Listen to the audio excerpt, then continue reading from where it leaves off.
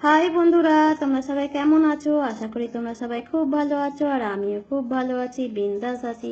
আমি Molly's daily activity থেকে মলি বলছি। এখন থেকেই আমি আমার ব্লগটা শুরু করছি, তোমরা দেখতে থাকো, আশা করি তোমাদের খুব ভালো লাগবে। তো দেখো, আমি পুঁই শাক ধুচ্ছি। আমার বাবা পুঁই শাক দিয়ে গেছিলো, সেই পুঁই শাক, কুমড়ো কিনে নিয়ে এসেছি, আর আলু একসাথে সব ধুয়ে নিচ্ছি। আজকে করব আমি পুঁই শাকের তরকারি। তবে তার আগে তোমরা বলো তো, দেখো আমি কেমন শাড়ি পরেছি। আর শাড়ি পরতে আমি এখন নিজেকে দেখছি ভালো করে যেন সেই আগে যখন প্রথম প্রথম যেমন বিয়ের পর তখন নাইটি ফাইটি অত চলতো না বাড়িতে, ঠিক সেরকম লাগছে শাড়ি পরেছি বলে। মনে হচ্ছে যেন নতুন নতুন বউ লাগছে সত্যি। তখন এমনই একটা সময় ছিল, তখন মানে নাইটি আরে পরলে শ্বশুরবাড়িতে অ্যালাউ ছিল না আর কি। হ্যাঁ, তো সেই জন্য আমি নাইটি বা চুড়িদার এসব কোনো কিছুই পরতাম না। কোথাও গেলেও আমি শাড়ি পরতাম, আর আমি বাড়িতে থাকলেও ওই সুতির যে কাপড়গুলো আছে ওইগুলো পরতাম। তো দেখো বন্ধুরা, এই গাছটা কি বলো তো, তোমরা চিনতে পারছো? এই গাছটা হচ্ছে একটা লেবু গাছ। ওই আমার ছেলে যেখান থেকে প্রাইজ আনতে গিয়েছিল না, ওকে সম্মানিত করা হয়েছিল, ওখান থেকে একটা করে গাছও দিয়েছে। তো এই গাছটা হচ্ছে কলম কাটার গাছ, জানো বন্ধুরা, কিন্তু আমার ঘরে তো লাগানোর জায়গা নেই, সেই জন্য আমি আমার বাবাকে দিয়ে দেবো। এই যে বন্ধুরা, এখানে আবার আমি রান্না করছি, রান্না বসিয়ে দিয়েছি। রান্নার মধ্যে আজকে হয়েছে মানে একটাই আলু দিয়েছি, দিয়ে আলু দিয়ে টমেটো দিয়ে মাছ দিয়ে একটু ঝোল ঝোল টাইপের করেছি, আর ভাত করেছি, আর পুঁই শাক, ওই যে পুঁই শাকের চচ্চড়িটা হচ্ছে। তবে এই পুঁই শাকের মধ্যে একটা চিংড়ি মাছ দিলে ভালো হতো জানো বন্ধুরা, কিন্তু চিংড়ি মাছটা নেই। তো এমনি কুমড়ো আলু দিয়ে করছি। আর আমি পুঁই শাকের তরকারিতে কিন্তু একটু মিষ্টি দিই, মানে চিনি দিই, ঠিক আছে? বেশ ভালো লাগে খেতে। তো বন্ধুরা, এইমাত্র রান্না বান্না সব হয়ে গেল, তোমাদের দেখিয়ে দিলাম ওই জন্য এক ঝলক দিয়ে। এবার আর খানিকটা বসবো, বসে এবার দোকান বন্ধ করব। আজ তো দেখছি শুনশান, কেউই নেই চারিদিকে, লোক খুব একটা। আমিও একটু পরে বন্ধ করে দেবো।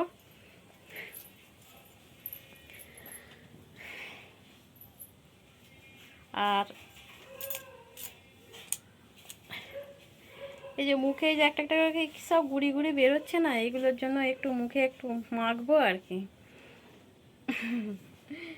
তো বন্ধ করে দিয়ে একটু মেখে 10 মিনিটের মতো বসবো, বসে তারপরে স্নান করে দেবো। ছেলে পড়ছে।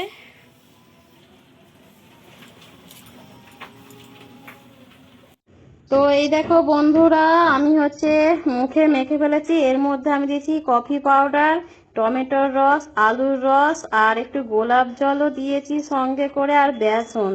তো এইটা দিয়ে আমি প্রায় সময় মুখে এইভাবে মেখে থাকি। এখন করব চা। বিকাল হয়েছে, ঘুম থেকে ওঠা হয়েছে। এবার ছেলেকে ডাকা হলো, ছেলে বলল পড়তে যাবে, তার আগে খাবে চা। কফিটা শেষ। কফি যখন শেষ, জোগাড়ু হচ্ছে। কফির বোতল পুরো ধোয়া হয়ে গেছে, পরিষ্কার হয়ে গেছে। এবার এতে যা হোক কিছু রাখবো, তাই তো। চলো এবার চা করি, চাটা করবো র চা। ছেলে পড়তে চলে গেল, আর আমি ঠাকুরকে ধূপ দিলাম, সন্ধে দেখালাম, দেখিয়ে একটুখানি ঠাকুরের নাম গান শুনছিলাম। নাম গানটা শুনে এবার যাচ্ছি ওপরে ঠাকুরের আলো আরে অফ করতে। অফ করে গিয়ে এবার দোকানে বসবো।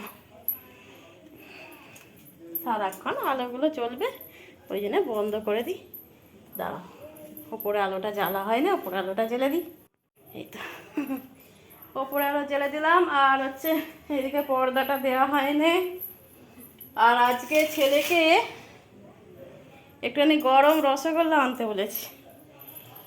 মানে ও আসবে সেই 9:30 বেজে যাবে, ওই জন্য ওকে বলেছি আসার সময় আজকে গরম রসগোল্লা আনবি, তো খাবো, কি খেতে ইচ্ছা করছে বলে ও বলেছে ঠিক আছে আনবো। আমাকে আবার বলছে, মা তুমি আবার রুটির সঙ্গে যেন মিষ্টি দিয়ে, আমার একটু ভালো লাগে, বলছে তুমি যেন আবার এই রসগোল্লার জন্য যেন কিছু করনি, এরম নয়, আমি কিন্তু খাবো না। ও একটু তরকারিপত্র পছন্দ করে আর কি। আমি না না, আমি যাই করবো কোনো, তুই নিয়ে আসবি কোনো। আমি গরম হয় আনবি, নাহলে এমনিতে মিষ্টি আনার দরকার নেই বললো। চলো, থাক, ঘর আর কপার দেবো না, ঘরটা খোলা থাক। আর ওই ঠাকুরের ওই ছাদের ওখানে আর কি যত সব জামা কাপড়কে মানে করে রেখেছি, দাঁড়াও তোমাদের ব্যাক ক্যামেরা করে দেখাচ্ছি। দেখো বন্ধুরা, যত সব জামা কাপড় সব ছেলের আরে সব ঝুলছে। কি করব, বৃষ্টি হচ্ছে, কিছু করার নেই। চলো ওটা থাক ওখানেই, শুকনো করতে তো হবে তাই না। চলো চলো, আর কি, এবার এখন বসবো, আর কোনো কাজ নেই। এবার এখন আমি না এখনকার আমার একটু ফিল্ম দেখতে বেশ ভালো লাগছে, নানা রকম ফিল্ম, বেশ বিশেষ করে মিস্টিরিয়াস যেগুলো, সেরম টাইপের ফিল্মগুলো দেখতে আমার বেশ ভালো লাগছে। ওই জন্যে ফিল্ম দেখি বসে বসে, এখন দেখবো। আর রান্না যাই হোক, রুটি আর একটা আলুর তরকারি কি যাই হোক করবো, রোজের খাওয়া, আর কিছু করার নেই। আর আজকে কি হয়েছে বন্ধুরা জানো, আর একটা জিনিস হাসির কথা, তো আমি পুঁই শাক রান্না করলে, শাক পাতা রান্না করলে একটু বেশি হয়েই যায়, রয়ে যায়, দুজনে খায় তো কতটা খাবো। তো এবার সেই শাকের তরকারি এখন খানিকটা রয়েছে, তো আমি নর্মালি যেমন মানে বাটিতে রাখছি, রেখে দিয়ে কড়া আরে সব মাজবো। ও বাবা, এবার খেয়েছি যখন, টেবিল ফেবিল তো সব গুছাচ্ছি, মাছের কাঁটা ফাটা যেমন হয়, আমরা একটা বাটি করে আগে সমস্ত কিছু কুড়িয়ে নিয়ে তারপরে ডাস্টবিনের মধ্যে ফেলি, তারপরে এঁটো বাসনগুলো ধুই, তো সাধারণত যেমন হয়।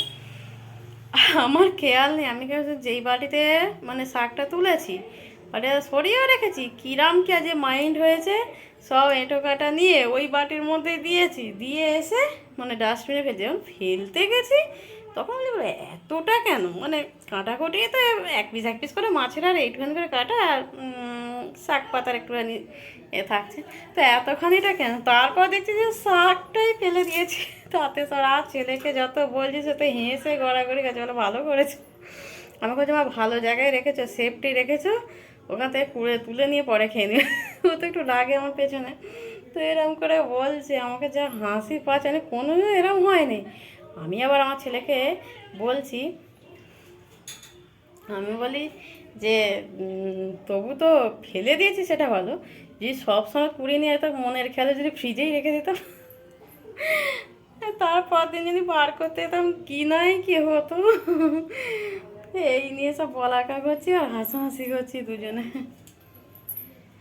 চলো আর কেন, এবার একটু আলাপ করতে আসি। আর দুধ দিয়ে গেছে, দুধটা গরম করব। এখন আর গরম করব না, কারণ এখন পড়েই থাকবে, কে খাবে, ছেলে তো উঠতে গেছে, এখন গরম করব না, সেই রাত্রে খাবে, মানে রুটির সময়তেই গরম করব। কোনো চলো দোকানটা, এখন বর্ষাকাল তো সেরকম কেউ কাস্টমার আসতে চাইছে না আর কি, একটু বসি। তো তারপর বন্ধুরা, তোমরা সবাই বলো কেমন লাগছে আমার ব্লগ, তোমরা সব কমেন্ট করতে থাকো, তোমাদের কমেন্ট আমার বেশ ভালো লাগে। আর যারা যারা নতুন নতুন এখনও দেখছো, প্লিজ দয়া করে চ্যানেলটি সাবস্ক্রাইব করে দিয়ে আমার পাশে থেকো, প্লিজ প্লিজ প্লিজ, এটা আমার একান্ত অনুরোধ। আমি যতটা পারি করি, হ্যাঁ, দেখানোর চেষ্টা করি, তো এইভাবেই আমাকে এগিয়ে নিয়ে যেও। আর মানে ভিডিও ভালো লাগলে একটা করে লাইক করে দিও, কেমন। আর কি, এই তো হয়ে গেল। এবার এখন বসে বসে ফিল্ম নয় যাই হোক সব দেখবো, দেখে দেখে মিনিমাম 8:30 বাজাবো, তারপর ওই তো যাই হোক রান্না করব, করে আর রেখে দেবো। এবার ছেলে আসতে আসতে 9টা থেকে 9:30 বাজবে, এসে খাবো, খেয়ে দিয়ে গুছাতে করতে এখানেই 10:30 বেশি যাবে।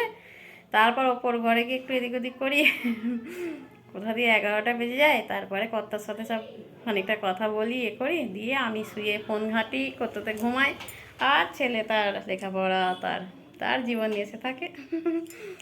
তো এইভাবেই চলছে। আর গরমটা আছে কীরকম টাইপের, মানে যখন খুব বৃষ্টি হচ্ছে তখন বেশ কি আরামদায়ক একটা পরিবেশ লাগছে, নাহলেই বেশ গরম হচ্ছে, তাই না। বাদ দাও, ওটা কোনো ব্যাপার নয়। আবার পুজো তো চলেই এসছে, এই তো আষাঢ় মাস শেষের দিকে প্রায়, শ্রাবণ মাস পড়বে, শুক্রবার শ্রাবণ মাস পড়বে। আর আমার হাজব্যান্ড যেখানে থাকে ও প্রতি বছর শ্রাবণ মাসের প্রথম সোমবার হোক কিংবা দ্বিতীয় মোটামুটি কোনো একটা সোমবার জল ঢালতে যায়। বিশেষ করে প্রথম সোমবারই যায়, কখনো কখনো আবার হয়ে ওঠে না, তো সেই সময় অনেক দূর আমাদের ওই মানে কটক থেকে সিদ্ধেশ্বর মন্দির বলে একটা জায়গা মন্দির আছে, সেখানে অনেকখানি ওখানে যায়। আমাকে প্রায় বলে, আমি মন্দির ঘুরেছি কিন্তু জল ঢালার সময় কোনো আছে যাইনি বা থাকিনি। আমাকে বলে যে একবার তোমাকে আনবো এই সময়। এই হচ্ছে। তো এবার আবার আসার কথা আছে হাজব্যান্ড বাড়িতে, দেখা যাক কি হয়। বলছে জল ঢেলে কদিন ভালো লাগবে না শরীরটা, যাবো, ইচ্ছা আছে। এবার কোনো নেই, ঠিক নেই। আর যদি এখন না আসতে পারে তাহলে একবারে পুজোয়। চলো রাখি আজকের মতো। তোমরা সবাই ভালো থেকো, সুস্থ থেকো, এই কামনা করি। আজকের মতো রাখছি, বাই।